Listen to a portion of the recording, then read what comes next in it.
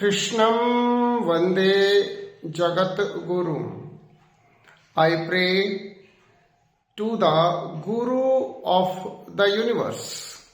कृष्णम academy की ओर से Gita study की सीरीज में आज 8वें अध्याय से श्लोक नंबर 10 है। श्लोक है, प्रयाण काले मनसा अचलेन भक्त्या युक्तो योग बलेन चेव भूर्वोर मध्य प्राणम आवेश्य सम्यक स तम परमम पुरुषम दिव्यम। One who at the time of death with unmoving mind attained by the practice of yoga fixes prana, life air, between eyebrows and steadily remembers the divine Lord with great devotion, certainly attains him। जो साधक मृत्यु के समय योग अभ्यास के द्वारा अपनी प्राण शक्ति को भौं के मध्य स्थित करके परमात्मा के दिव्य स्वरूप का स्मरण करता है, वह निश्चित रूप से परमात्मा को प्राप्त कर लेता है। इस श्लोक में अर्जुन को और अर्जुन के माध्यम से हम सबको भगवान को प्राप्त करने का एक और मार्ग अष्टांग योग समझा रहे हैं। भगवान बता रहे हैं कि यदि साधक अष्टांग मार्ग के पर चले और अपने मृत्यु के समय अपने प्राण को दोनों भौं के बीच में त्रिनेत्र के स्थान पर स्थिर करके परमात्मा का स्मरण करे, उनके दिव्य स्वरूप पर ध्यान लगाए, तो निश्चित रूप से ऐसा व्यक्ति, ऐसा साधक अपने जीवन के परम लक्ष्य अर्थात परमेश्वर, अर्थात परम सुख, अर्थात परम आनंद को प्राप्त कर सकता है। भगवान ने समझाया है कि भगवान को पाने का केवल एक मार्ग नहीं है। शुद्ध मन से की गई भक्ति के द्वारा भी भगवान को पाया जा सकता है और अष्टांग योग के मार्ग पर चलकर के भी भक्ति के द्वारा भगवान को पाया जा सकता है। Diversity is the reality of the nature. सत्य एक होता है, परंतु सत्य के रूप अनेक होते हैं। भगवान एक होता है, परंतु भगवान को पाने के मार्ग अनेक होते हैं। हमें यह समझना होगा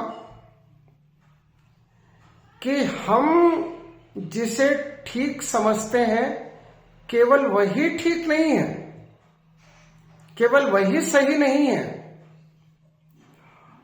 और मार्ग भी सही हो सकते हैं।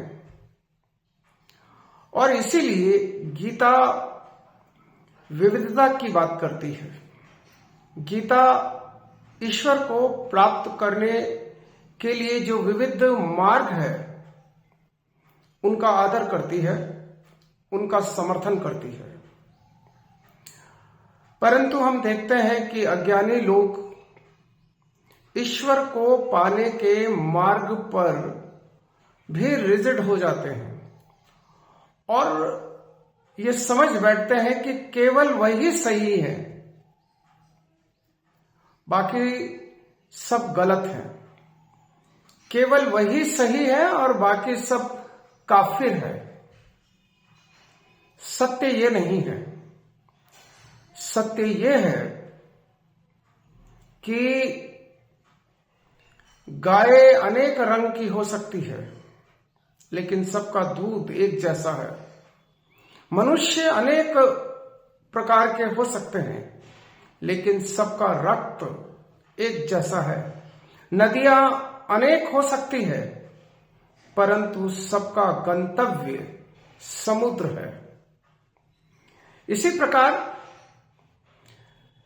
मार्ग अनेक हो सकते हैं, लेकिन जाना सबको एक ही जगह पर है।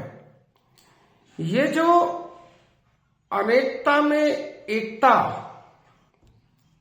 यूनिटी इन डाइवर्सिटी का जो कंसेप्ट है, उसे हमें ठीक से समझना होगा और उसे मानना होगा। यदि हम ये मान लें कि दूसरे भी सही हो सकते हैं, तो फिर झगड़ा खत्म हो जाएगा। फिर ये जो धर्म के नाम पर, जाति के नाम पर, लिंग के नाम पर, भाषा के नाम पर, ये जो वर्ण के नाम पर, नस्ल के नाम पर, ये जो भेदभाव है और उन भेदभावों के कारण जो झगड़ा है, वह समाप्त हो जाएगा। ये सारे झगड़े, all the conflicts are due to ignorance. ये सब झगड़े अज्ञानता के कारण हैं। Ignorance is the root of all the ills. जो ज्ञानी होते हैं, जो सत्य को जानते हैं, वे झगड़ा नहीं करते हैं।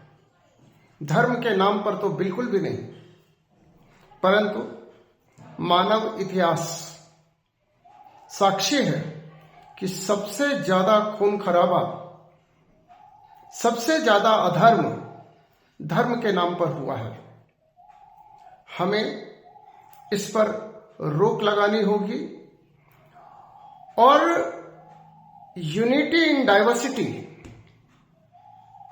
और डाइवर्सिटी इन यूनिटी को समझना होगा। सबको आदर देना होगा, सबके विचारों को आदर देना होगा, मानवता से प्रेम करना होगा और प्रकृति की विविधता को स्वीकार भी करना होगा और उसे आदर भी देना होगा।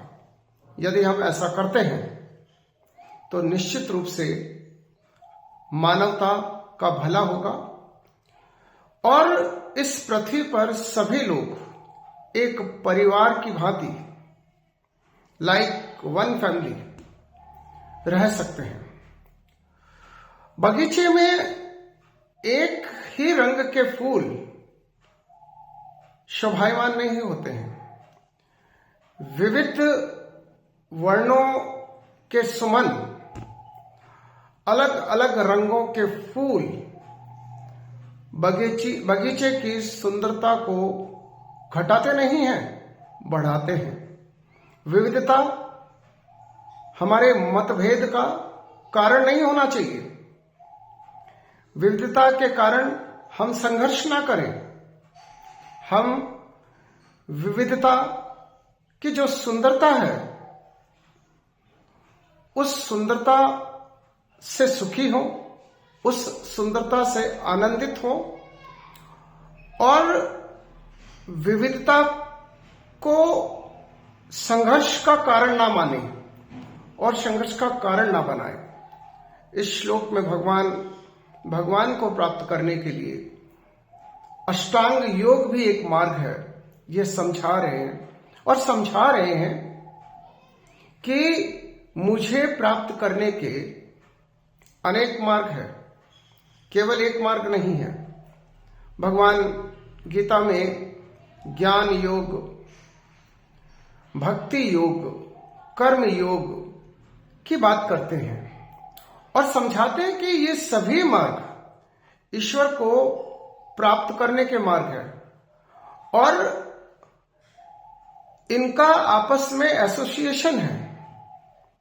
ये सब मार्ग देखने में अलग अलग लगते हैं, परंतु वास्तव में इनमें विविधता होते हुए भी एकता है। Unity in diversity and diversity in unity की अवधारणा को, के कंसेप्ट को हम यदि ठीक से समझ जाएं, तो धर्म, जाति, लिंग, वर्ण, भाषा के आधार पर जो झगड़े होते हैं वे झगड़े सदा के लिए समाप्त हो सकते हैं। और हमें यह समझना होगा कि ये सभी झगड़े हमारी अज्ञानता का प्रतीक है। इसलिए हमें नॉलेज एंड टोटालिटी, सत्य को समझ करके अज्ञानता से मुक्ति पानी होगी, माया से मुक्ति पानी होगी और अपने परमेश्वर को प्राप्त करना होगा। किसी भी मार्ग से एक मार्ग हम चुन लें और उस मार्ग पर दृढ़ होकर, भगवान ने इसमें समझाया है कि दोनों भवों के मध्य प्राण को स्थित करके, दृढ़ करके अभ्यास के द्वारा भगवान को पाया जा सकता है। जय श्री कृष्ण।